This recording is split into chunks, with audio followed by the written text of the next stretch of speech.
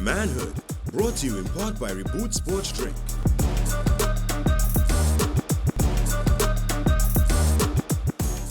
Welcome to another conversation on manhood. I'm going to say it again. Yes. Another big one, another powerful one here on manhood. Today's topic is spirituality necessary as a man? I want you to hear that again. Is spirituality necessary as a man, to be a man, to become a man, to continue as a man? Is spirituality necessary? So to my right, Johanse IODK, behavior change consultant. To his right, Brandon Best, gospel artist, radio announcer, radio consultant, Sky Boss, so many other names. Really a pleasure to have him here on the set. And to his right, make sure the pot don't start to bubble, because we have Vibes God himself, Niall McNish. Brandon, you'll understand why and why that's so apt to that gentleman. So, is spirituality necessary to be a man? Is spirituality necessary as a man? Can I come out the blocks one time and say, I'm happy that you said spirituality and not religion. Mm-hmm. And I find that a lot of the times we don't clarify the difference between the two. Yeah. How you mean we spend a whole show and clarify recently? I want to know if he's watching something else. A lot of the times. It wasn't clarified for him, not all of the time. A lot of the times we do not do it. And I just want to reiterate to the people at home that there's religion and there's spirituality, and someone who may not be religious, do not frown or look down on them as such. I just wanted to be pellucidly clear. With but that. just for our loved brothers and sisters out there, season finale, Manhood, season 1, check it out. We spoke about spirituality. We'll make sure Niall gets the link to refresh himself. So we out the blocks, but we have a false start. Yeah. Yeah. Right. Let me kind of false. You could give us a working definition for spirituality. I won't say I give you a working definition, but I believe, here's what I can do. I can just put it in as much layman terms as possible, right? I would feel as though if we look at spirituality, I think it'd be one's connection with a former higher power, the creator, their creator. For me, I'm a Christian, so, I'm going to stand on that particular basis. But true, the thing is, what is that man's relationship with whatever their creator is at that point in time that they consider spirituality? Do you believe that there's a world that exists outside of this one that dictates or even controls or influences to some degree the life that you experience? And also, do you submit to those rules, those constructs, those things? Okay. I think that I would kind of place as a Brandon, measure. The absence of focus and the absence of purpose, the absence of destination means you're all over the place. You have no direction. You don't know where you're going, whether you're coming or going. So are we saying that you must have something, someone, some being? Because even in the absence of that, if you're certain of an absence of that in itself is still some focus. It's still a belief. Your belief is that you don't believe. So I just want us to further clarify spirituality outside of religion and the various facets, assets, as we break it down granular into what spirituality is. And, if you don't mind, your further definition of what you understand as a man. Yeah, most definitely. Well, let me just say, I wanna start with my stance on this generally. I believe that it's impossible for a man to truly be a man without spirituality. All right? Impossible. I feel as though my brothers may disagree at some point in time, but I don't see it as possible. I'm there with you. Yeah, I don't see it as possible because the truth is, I ultimately believe, some people say your belief is not knowledge, but I believe that one cannot be able to truly guide their life unless they truly understand the manufacture of that thing. It's like a car saying, like, I just want to know where to drive. You give a GPS, but still has no real control over all of its facets. You kind of need to know your maker. You really do. And you really don't understand life until you start to really understand your creator. And I think we are just blinded by the fact that we think that we are manly. You know, we think that we are so logical that we can make all these nice and wonderful decisions on our own, you know, and we feel good to know that we can but the reality is that we could be choosing wrong and have no idea. We could be deciding wrong and have no idea. We could be deciding out of will and purpose and have no idea. We're just making decisions. I think that from a minute or just a small level, one should at least start with the understanding that here's what, there's somebody bigger than me, somebody who has a better ability to make decisions more than me, and I need to start to tap in and connect with that if I really want to be good at this leadership thing. Because to me, it's also all about that too. I can't lead good if I can't follow well. And if I don't know who to follow, that's a big problem.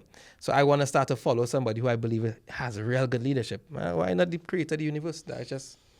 You know, you mentioned that you have to, is about, my worry or concern is those ideas or ideologies can be taught to you, right? So in other words, I may not personally have a connection with my creator or my maker. Yeah. And I am now relying on that information of who my identity is supposed to be spiritually is being told to me by someone who may also not have an actual proper connection with their maker, right? So that's where I'm being very careful, right? No. He being careful. I'm being careful. Exactly. You want the box? No, because religion you don't want the and box, spirituality is a whole different. It's one thing for me to say different. No, but things, Niall, but we here to speak one as men, and you see, religion and spirituality is has so much dynamics in it, because we could get different definitions, because even the show that we had, it had so many different definitions to understand it. And then I think part of the conclusion was, as a man, you have to understand what it means for you. Because I can't really tell Brandon how to be spiritual or what his spiritual life should look like. And I can't tell you, and we could have discussions, we could give advice, but to actually direct somebody else's spiritual life, that's at least the conclusion we had last time, right? And me thinking about it now, I'm actually glad we're having this conversation, because I realize spirituality and that spiritual walk is something you can't predict. I can't say what's going to happen tomorrow or next week or anything. And for me, I understand is a relationship, and a relationship with something higher than myself, right? And I'm saying something because according to the Christians, it's something, according to Muslims, it's something, according to Hindus, it's something else. But for me, I would say I know, not necessarily believe, but I know that there's something higher than me, because I didn't create myself. So there's something that created me, whatever that is. And it's me every day having that honest, and I'm going to honest there, relationship with that person or that being, because religion for me is I have to get up 6 o'clock every morning and read the Bible, no matter what it is, how I feel, wherever it is. I would say that's religion. Yeah. But spirituality might be I wake up at that time and the spirit or the energy say I should go outside and walk. I should go outside and pray.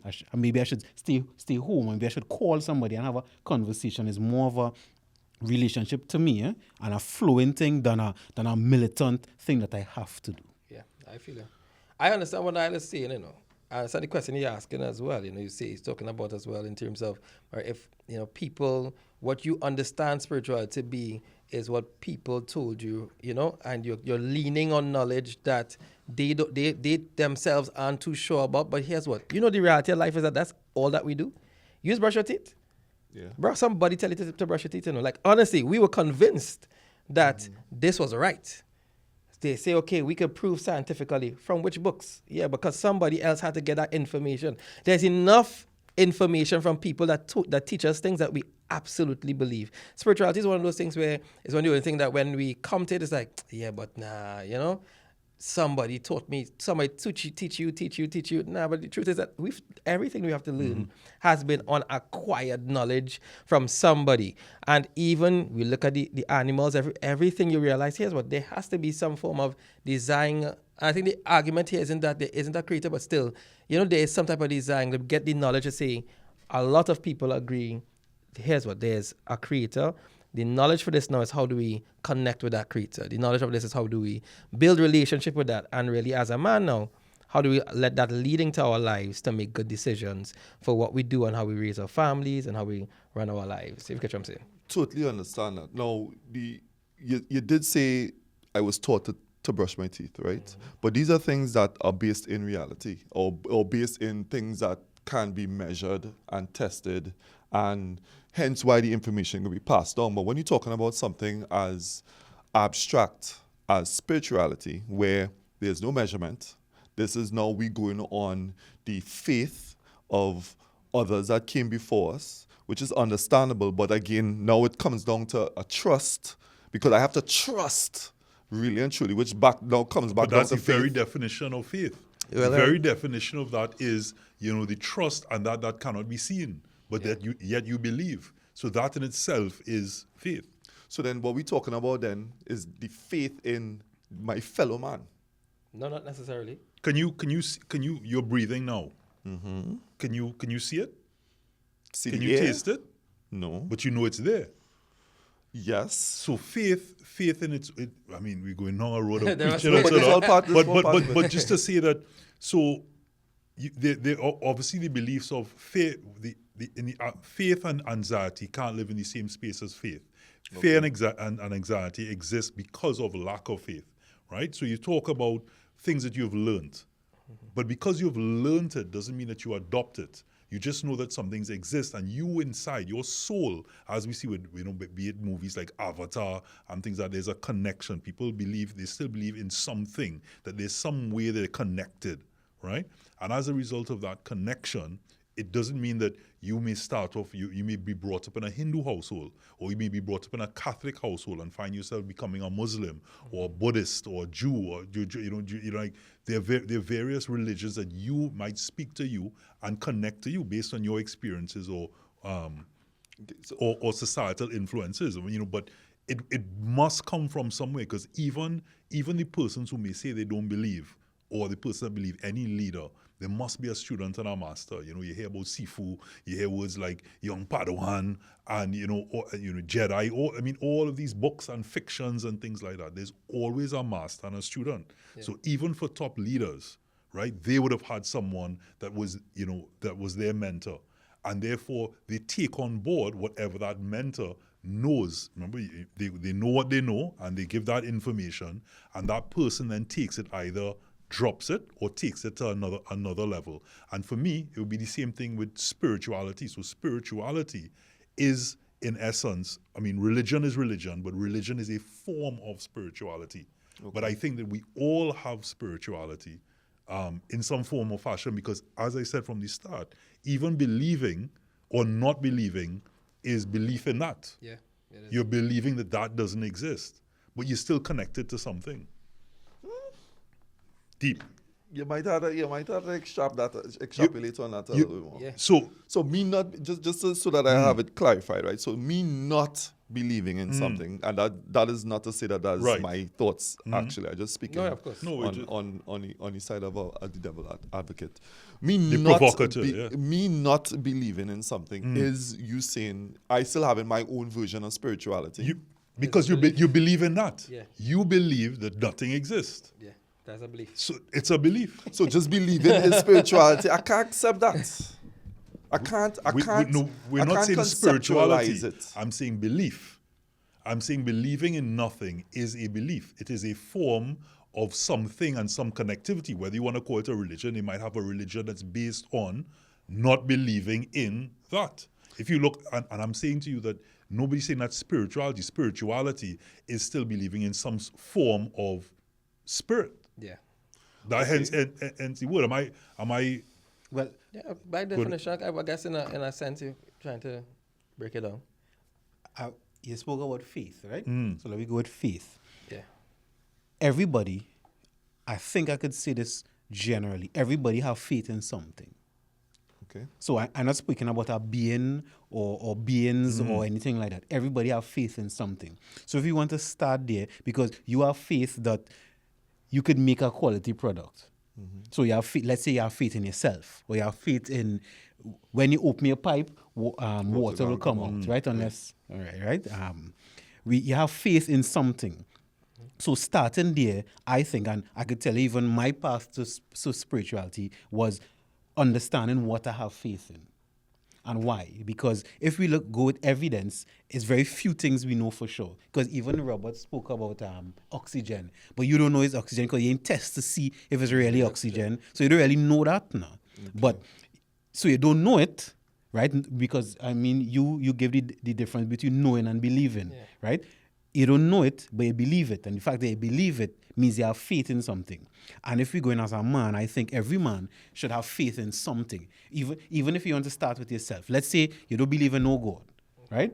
But as a man, you should at least have faith in yourself. And that's the starting of it. And if we have faith, going by Robert's definition, then if you have faith, then you have a form of spirituality. So if you want to start with believing in yourself first, I believe that's a good way to start with your spirituality. Yeah, I think we have faith for many things, and you had faith to sit down in this chair, bro.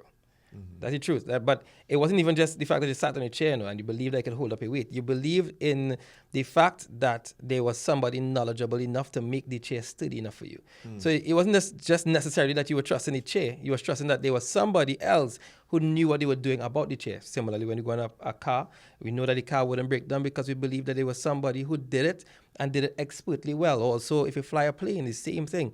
So we live this life and we actually believe even by just observing each other, because what makes humanity work so well, or just the universe, or things work that well, we observe creation and products and things, and we realize that behind it, there has to be somebody intellectual enough to ensure that it works well. And because I trust these things, we just struggle with the fact that, okay, who is that person, or if that person exists? But in our history of humanity, there's never been something that we have proven that came from nothing. Never. Everything was actually created. Everything that we know was created. Like everything that we know was created. We don't know nothing that just appeared. Right. Nothing at all. We're talking about trust here and creation, and I trust in you. I don't trust these guys to look at the time and take us to a break, but so I have to create one. Very good. So we take a moment to take a break.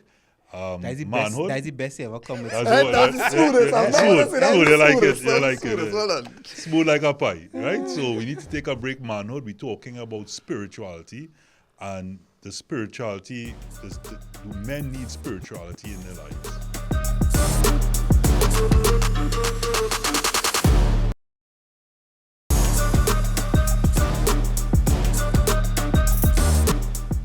Hey guys, welcome back to Manhood. And we're talking about, is spirituality necessary for a man?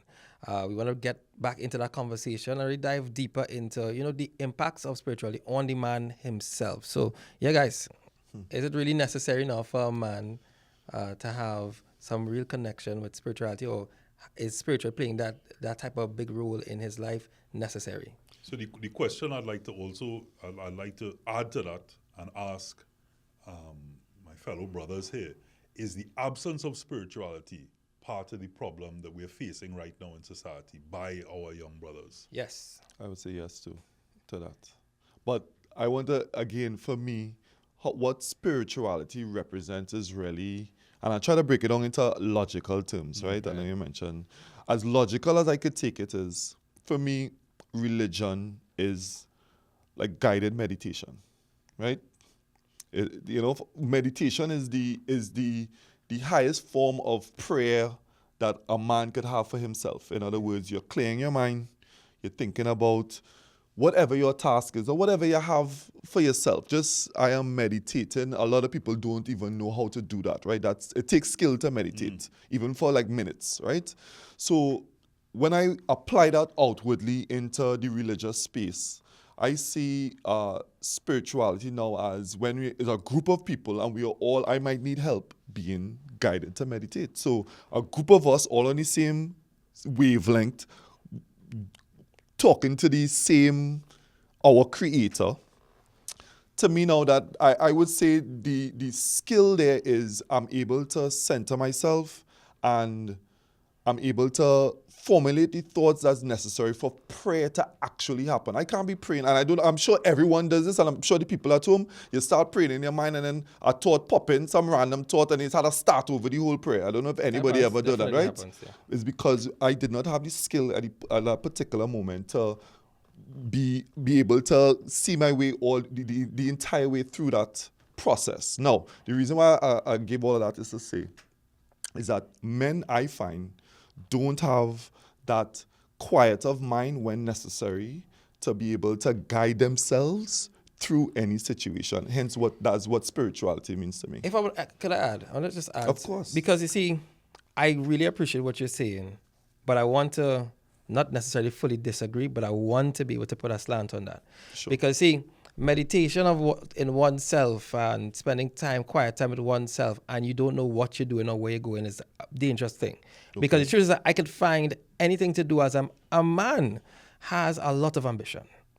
We can find many plans in a quiet time. Matter of fact, we could plan to take over the world in quiet time. But what the true essence of spirituality is that spirituality should give somebody not just simply a moral code, but it should stretch them. It should put you in a position that is uncomfortable, that while you meditate or you pray, it makes you challenge your own being. That's the whole point. The point is, I shouldn't want to do every single thing that I am ambitious to do, because everything that I'm ambitious to do could actually be dangerous to me and even the public, which I believe actually happens to our young men right now, is that they're drawn by their ambitions for money, for sex or whatever, and they are going to run on that. But what is the spiritual guide that is actually stretching you, that's telling you that in that quiet time, do not act out on the ambition that you have in that moment. It's not about you centering yourself. It's about you actually being pulled towards a higher call. And that is actually, I think, what helps the man become much more centered, because now he's being stressed internally to do something that he feels as though, okay, I want to not just simply be on my ambitions, on my all of my desires, but I'm going to pull back. I'm going to have to use my aggression positively. Who's going to channel or guide that for me? You know, how I'm going to get that? It can't just be me internally doing that subjectively, because then I make all the rules. I make all the rules. I guide myself. I guide the whole process. So then, yeah, it's okay for me to get a gun. And because I'm meditating and I looking at Robert, I look at my brother, I looking at Johanse, I looking at Nala, and I'm saying to myself, the fellas, I'm taking too long to make money. So I take my quiet time and I devise a plan. I say, boy, it's fast. If I take a gun, go and rob somebody, do this, because nothing in that quiet time is stretching me against my own ambition. And I think that is the key factor of spirituality, is that it must provide, men need to be challenged morally. And when you do that, it helps their ambitions to be conflicted, because we need to be conflicted. Without it, it's going to be That's very chaos. interesting. You Very mentioned men need to be challenged morally, but your moral compass is based on your environment and your societal influences in your community. And we actually spoke about that on an episode with Lyndon Balkaran. Yeah. You know, and he spoke a lot about the community and the environment that you're raised in. And so that morality needs to start from there. Yeah. So if you're in that environment, then to you what is right and wrong is subjective to being in another environment. It could be subjective. Only if you're leaving it up to the community alone. If you're leaving the it to community is learn. what leads you to pray, because you know, someone's not gonna grow up and just decide, oh, let me pray to whoever your creator is, because you don't know. If you grow up in the absence of Christianity, right, or Hinduism, or Islam, would you know how to pray or who to pray to, or what that information is in terms of the literature? What we're talking about is I could find my own version of a higher calling, a higher creator. And to do that, you must start off with some form of mentorship. There's someone that leads you to that in the first place, and then you decide after that whether that's for you or not for you. Hence, people change religions all the time, or seek higher forms of spirituality, or there's a crossover. Because, for example, you know, I was raised as Catholic. You know, I see myself more as Christian or more open Bible. But at the same time, I even go further and I delve into a lot of the understandings of Hinduism. You know, I understand, you know, Islam, and I take on board a lot of these other religions, and I embrace them, you know, and we all go to a higher power, to a creator, and that guides my life in many other ways. When we talk about meditation, you know, forms of yoga, you know, some of the most peaceful parts of my life in terms of quiet in my mind comes from that form of meditation. So again, you know, we then take away, you know, if you look at that, you're taking out of religion at that point, and it's forms of spirituality that then speak to me. But in a case of a gentleman growing up in an environment where there's an absence of that, or the spirituality there is of maybe a negative environment or something that leads them that within that belief. They also, people have different understandings within spirituality, and in that environment they may say, I don't like how you're looking at me, but Good. there are different forms of spirituality where they believe that they're doing the right thing or what is necessary. Yeah. So that could mean that, because sometimes, and this is my my belief, that spirituality most times is used in a positive connotation. So once you're a spiritual person, it's something positive. But if you grow up in a different environment, right, and have different forms of morality, and you follow in that morality, it could be a different form of spirituality.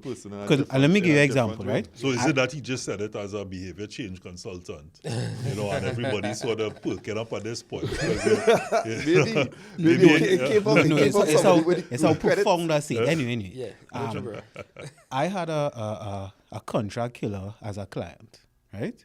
And he said, he wanted to be reformed, etc. And he said when he killed someone, he used to pray with them after, not with them, pray for them after, right? And how he looked at it was his form of spirituality. Now, I mean, you could argue against it with every religious book.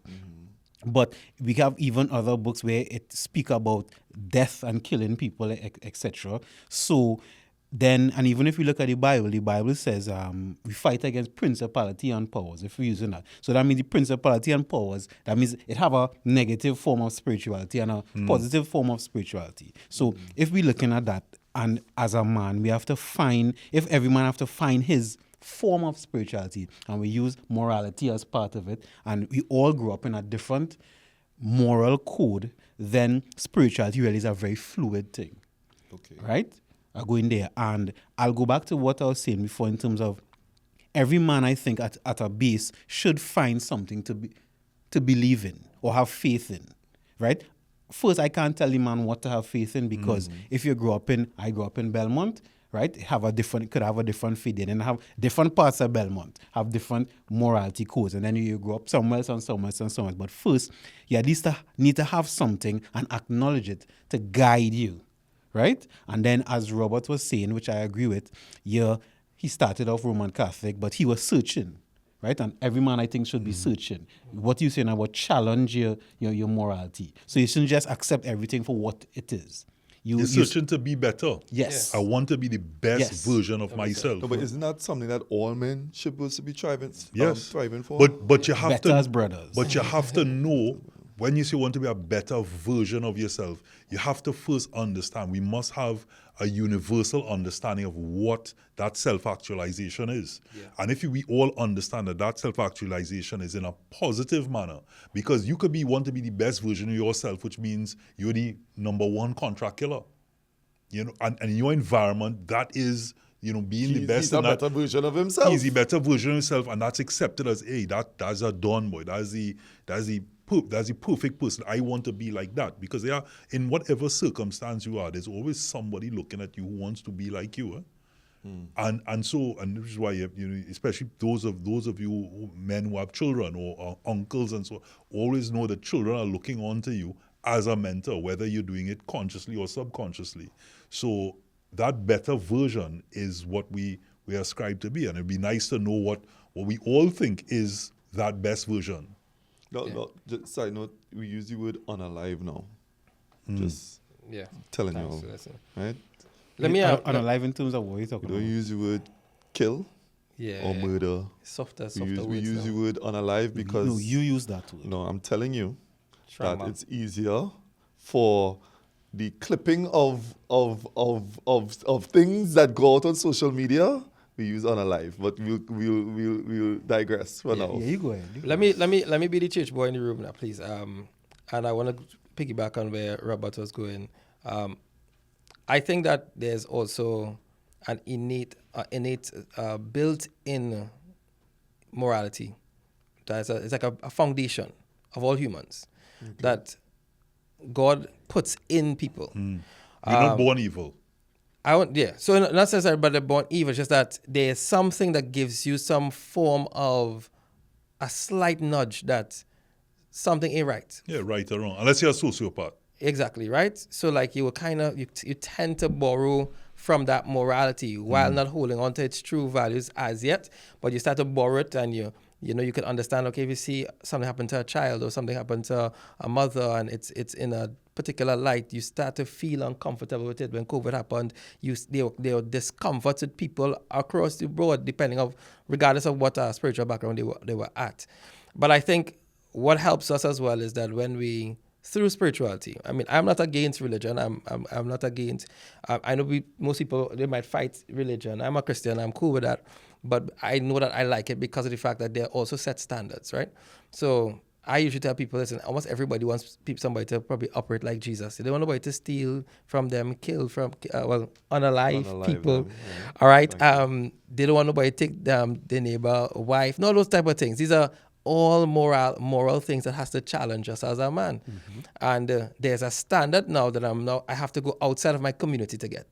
So I go into now that faith, that religion, whatever, through spirituality, but I go there and I look for the moral standard. I use that standard to pull me higher because just maybe in me, I don't know what that higher standard is, but I need to actually find something. So I think, for those who are Christians like me, or probably those who are not, there may be something that is pulling them now to actually challenge them to be a lot better. But there is a moral standard that is outside even of our community, so that a person could be existing in a community, see the moral code, and still say to themselves, I'm here, but what I want is to be better. What I want to do connected to my to pleasing God. I always want to do something that is a lot better and be better for myself, and I believe it'll be better for my community as well. So nobody's inherently evil. We must believe that, and I do believe that, especially in Trinidad and Tobago. On this rock, we are all a sweet people. Just people have been dealt different hands in life, and as a result, they're behaving as a result of just trying to survive, and what they may know in their community as a result of that. As we speak about those types of behaviors, and we keep going on the road of spirituality and religion and so on. But I do take your point. I believe that we do know that right and wrong, and I'm conscious of the fact that we need to take a break. And you're right about well done. I'm right about that. But before we take a break, as you mentioned about, and Niall, you had mentioned it about when we pray, it's harder for people to focus during that state of prayer because we're easily distracted for whatever reason, and therefore all sorts of things come into that mind to allow it to quiet that mind. So with that being said, I know that even though we're talking about spirituality as it pertains to men, people are still going to be asking, the men out there in particular, I want to hear a bit more about this unalive, even though it's a segue. Yeah. Because you have one gentleman who talks about another person who disagrees, and I want to, and for me, I'm in between asking the question, because is this one of those things that we talk about where terms like toxic femininity, toxic masculinity, mannerisms, and all of these phrases and things are being brought up, and the correct way, the PG way to say certain things is unalive now a new one? I will be back after the break. No, I want to talk about it before the break. Nah, Robert, you have to have a standard. I want to talk about it before the break. So when you want to talk, I want to talk about it before the break.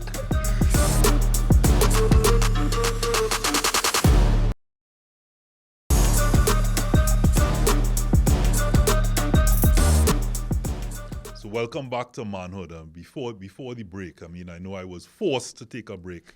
But know that Johansi and I are better as brothers, and we continue, and it's all tongue and cheek at the end of the day. But on a serious note, we're really talking about spirituality, and as it pertains to a man, spirituality within men, and spirituality maketh a man.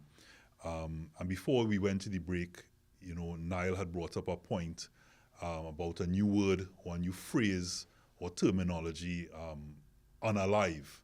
And during the break we had a discussion about it, and Niall, if you want to just briefly let our audience know what what that unalive is, and we could get into some of our thoughts on that, and how you may be asking, what does that have to do, and how does that relate to the conversation here today? Okay. Well, just briefly. So there's a desensitization that has been happening, right? Especially for social media. I could now, or let's just go with a child. A child could now see many dead bodies or unalive bodies on social media. People getting killed, injured, maimed in all different sorts of ways, right? So much so that people would even get excited being able to share these type of videos with other people. That is not normal human behavior, right?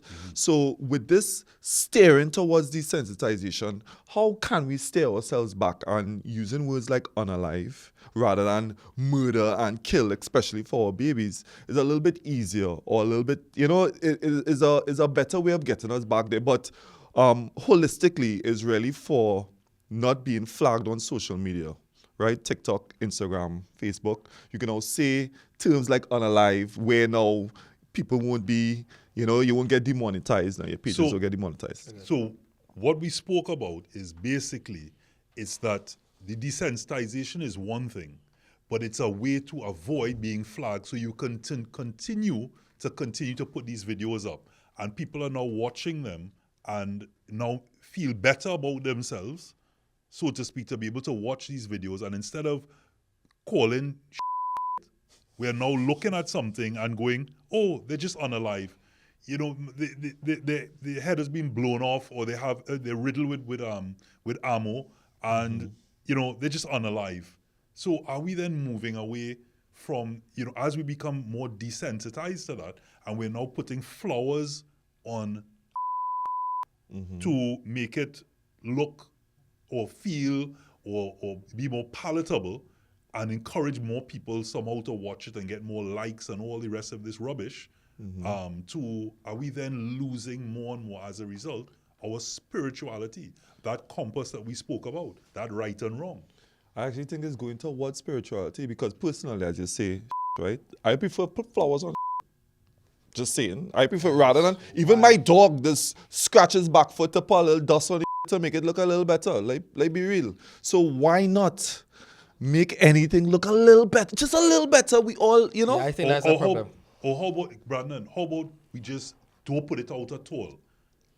Yeah. Why are we putting it out there if we're using it as a shock campaign to say, hey, this is what's happening in our beautiful country, and we're now trying to find a way to stop the killings, stop the crime? Then that's different. We're sensitizing the public to know what we want to stop. But what we're doing instead is we are painting up, we are finding a way to put, but like you quite, I don't know how to speak to or further communicate with a person who say you want to put flowers on, because if you find that is something good, and you okay with that, about us putting it out there without looking at it as a means to stop it, but as a means to continue to watch it, well, what go do? Yeah, I agree with you. I think that we should feel disgusted. We should feel the shock factor. The words should be there. We should be, because it has to affect our internal self. It has to. It should, so that we act accordingly. We should not feel comfortable just being able to say, okay, unalive is okay. I understand the trauma response. I understand not getting flagged on social media. But the reality is that somebody just died. Somebody was killed. Somebody was. There's a level to that is a great deal of importance, and should be of a great deal of importance to you, even in your own spirituality. Because the truth is that if I make it comfortable, I say to myself that, all right, everything is as comfortable, and let me go about my day and be normal. No, I can't be normal. Your spirituality should dictate. You should not be normal about this. You should feel, your moral compass should make you feel bad about Uneasy. it. Young men running in the area, and you see them running with guns. You know their mothers, you know their uncles, you know people in the family. You're seeing them. Don't say, yeah, that them, you tell them they're just playing with toys. They're playing with toys. It's guns. It's real guns that could kill people. There's a real problem, and we need to feel like there is a problem, or else we just leave it to run amok. But the reality is we don't. So we here now. We here Good. So now. we're here. That's Right? that's And like we a need thing. change. Yeah. Right. We are here now, but we don't want to continue being here. We Okay. don't want to make it worse. You know, Oprah Winfrey said, you know, if don't wait for another 20 years to decide what you wanted to do 20 years ago. Correct. You understand? If you realize something is here now and you don't want to, you have to start with your first step. So the way to change is first acknowledging that change needs to be had. Correct. So, Niall said, put in the videos out and tell me if I heard it incorrectly. When you have the videos out, I say, of the killing, right? That could actually lead you to spirituality, because I agree with Robert, because we need to be sensitized. Even one of the previous episodes when we were talking about fighting in school, some people said, well, I think you said it had more fighting in school, and we disagreed. It had the same amount of fighting, but just now we could see it. Right. So the truth is being revealed. And this is something I hold to. This is part of my principle, is that the truth is never harsh. What is harsh is a lie. So if the truth is people dying, people getting killed, the moderate is what it is. That's the truth, you know. So saying whether you kill, you're unalive, your spirit going up in the air, however you want to describe it, it doesn't take away from the truth of it. And I think that's a way even for us to find our spirituality, because you see, like how, Niall, you have this stance now, well, I don't want to see it. If you didn't see it, you would not find yourself. If it wasn't out there, you would not have had the opportunity to find it. And sometimes people think the spirituality thing is roses and flowers and marshmallows and things. Spirituality sometimes is a gritty thing, because you have to go through the trial and say about being morally challenged. Jesus finding spirituality in the desert. Jonah finding spirituality in the whale. Right? Joseph finding spirituality when he brother tried to kill him. If you understand what I'm saying now, it's not a roses and a real nice thing. Spirituality is, and as a man, challenging the norms of society, challenging what you internally, because we do have it, and I agree with you, we internally know what is right. Or let's say it is feel funny, even though all the elders tell you do this. You always say, like, something about this never really sit well with me. Correct. Right? And it's having the courage to stand up for that, wherever that is. So even if you grow up in a community where they say killing is part of life, you know, you gotta kill these people and kill. Even in the act of doing it, and that's why I say sometimes you have to be down in the ditches to find the spirituality. Because that same person I said was a contract killer, that's how he found it. If he wasn't in it, he would not have found himself. Well, I can't say that, I don't know his life path, but that's how he found himself, being in the grit. So all of us, and especially as men, we shouldn't try to avoid, we shouldn't try to euphemize the reality of things. We have to go down in the dirt, and that's why I think God put us as man, right? Adam had to work before even Eve come. Adam had to go in the garden and work. You go in the grit, find yourself, and have the courage now for whatever you find to stand up on it. You know, they say, a rose by any other name is still a rose. You know, and you hear these things, so unalive, dead, killed, all the same thing, and all we doing is buttering it up by doing that, and persons who want to put that out there and to get the likes and turn it into something different is finding a way to circumnavigate the systems and the protocols and the securities in place of people who are looking at the moral fiber of society and trying to put a stop to that. And you know, you always hear these things, follow your heart, trust your gut, trust your instinct. You know, those are the things that we're talking about, where we know what is right and what is wrong. And the more we become creative, the creativity to me is being used in the wrong way. Back in my day, you know, you'd look at a horror, you know, the Blair Witch Project and things like that, filmed on one camera and a camcorder, and you're going through, and you were scared based on that. Now, for someone who I thought I could never watch horrors, I can watch a horror movie now because it's done so creatively in terms of the cinematography and things like that. It's not even, for the most part, it's not even scary, because it's buttered up. It's done in a particular way that now still allows me now to consume something, still taking the negative message, but in a way that I'm now comfortable with. And that is what's happening. You are now taking, and not to harp on the word unalive, but you're taking a scenario that is in no way, shape, or form positive, and now it's okay. make it in my comfort zone. You put it in my comfort zone, so it's okay for me now to look at that and be part of that or share that or tell somebody else. Because we're not sharing it to somebody else to say, hey, fellas, we got to do something about this, you know. We're sharing it to say, hey, you see what happened there? What? Let's be honest. Yeah. And you know what? I really appreciate what you're saying, because it goes deeper than just what we experience on the external, for our senses, our sensitization on the external of it. But it's also a deep dive in ourselves, as Johansi was saying. You know, we have to be willing to look at the ugly in us, you know. That spiritual journey has to be looking at the dirt here and saying, yo, this is ugly, and maybe I need to fix it. And I think it's easier for us as well. It's easy for us to examine, you know, all of the ills around us in our community. But when it has to really stand up and watch yourself, you have to look at yourself and say, yeah, here's what. I have to do a deep dive in digging up the dirt here. The spiritual journey is one of digging up that dirt internally too. Correct. Because it makes me better. So I have to go now and look at that dirt and realize I can't call it nice. I can't say, let me just put a rose in it, because we get accustomed to the like culture. Let's find a positive way to call my wrong desires good, so that I don't feel there's a bad or anything about it. I just want to feel good about everything, because everybody is telling me, don't worry. Feel good, like everything, love everything. But no, I need to watch myself, watch my issues, watch internally and say, yo, this is ugly. I need to not cover it up. I need to work on this. I need to dig out this dirt. I need to fix it. That is my journey as spirituality as a man. And in that, I become better. And my leadership as a man helps my family, helps my community, because now we get to start doing that deep dive internally. Yeah. And, you know, guys, you know, we only have a couple minutes here before we have to wrap.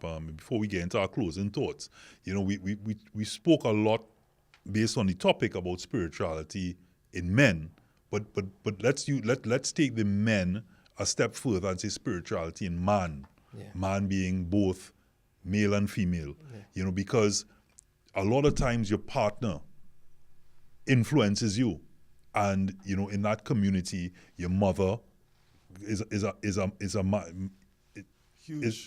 huge pillar influence for a man, and therefore the influence comes from there. So if we could talk, you know, a bit about the necessity for spirituality in man.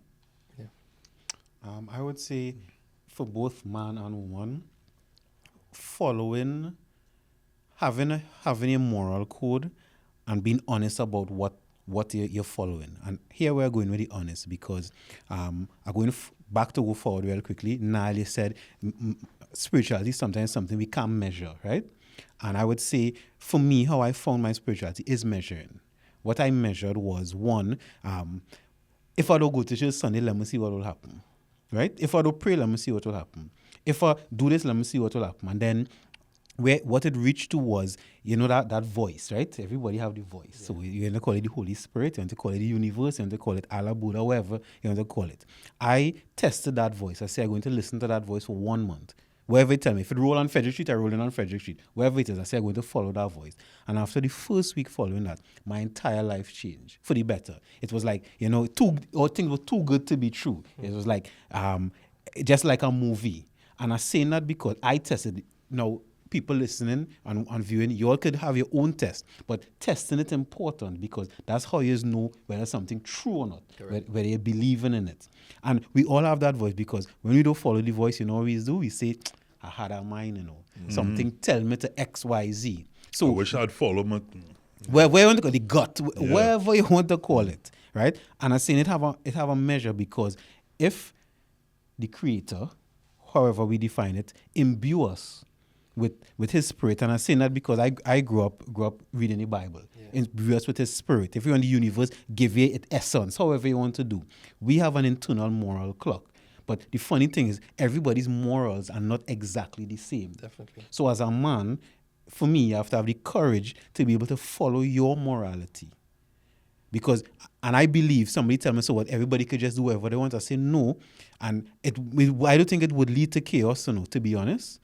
But we follow as a man to find his spirituality, be honest about what you're feeling, right? And most times that first inclination is the right inclination. And we could test it and I challenge people to test it. Because even if you look in the Bible, God talk first and then the devil come after. Now. Even if you look on TV when they have the two little people there, most times is the good person talk first, and then the bad person come after, because I believe that divine, I'm using that word loosely, divine inspiration is what we get first. And as men, we get it first, even if we go from a biblical perspective, man, God, wife, family. Man, God gave us directly, without a filter. But from the time we start to think and question and think, that's where we fall into difficulty. So as a man, going along the journey, being in the grit and the dirt is where you know yourself and you can be able to find your spirituality there. And I feel that's my closing too, so we could just go around. I'm glad you got that feeling. Right. Yeah, man. Yeah, man. Oh, well, my closing thoughts on the topic is I'm a firm believer of spirituality and even religion. I think that, but with a logical mind, right? As in go into it. And I love the fact that you said measurement, and I'm actually going to try that, right? Because for me now, logically speaking, I can be like, okay, how can I apply these things that I've had in my mind to my everyday life, right? So I really love that. So I feel that, religion is very important. Spirituality is very important. And a pairing between a man and woman need to have spirituality in it to exist, because, for me, a woman is the most important thing in a man's life, after his beliefs, right? And, that's it. I'll take it. I'll leave it there. Yeah. I want to echo the same thing. Listen, find purpose by finding God, There's a lot that you don't know about the life that you live, and there's somebody who knows it. That's just the truth. And I believe that as a man, as you go through life and you keep on going through this spiritual journey of digging up the dirt and looking at, whatever the Creator is leading you to do, you're going to get guided in the right side, the right light, and I believe that you'll be a better contributor to the society that you live in. Try to be a leader and follow a leader, and I think that having a spiritual source, having a God that created you, be a leader, and you follow that, learn from a leader. Let that be mentorship on itself, and try to be a leader in the space, your community, your home, your relationships, your business. Let that be the guide to your life. And if you're a spiritual person or a spiritual leader, then you're definitely going to want to have spiritual company. So I pray that you find, if you're in your spouse, your relationships, your family, that the direction that everybody would be going is understanding that we need spirituality in our lives. At least that's my takeaway. That's my give to you guys where that's concerned. You always know what's the right thing to do. It's in your gut, it's in your heart, it's your instinct. You know that moral compass. So when you know the right thing to do, then do the right thing. Johanse, Brandon, Niall, it's always a pleasure. God is the boss. Namaste. The divine in us. Recognize the divine in you.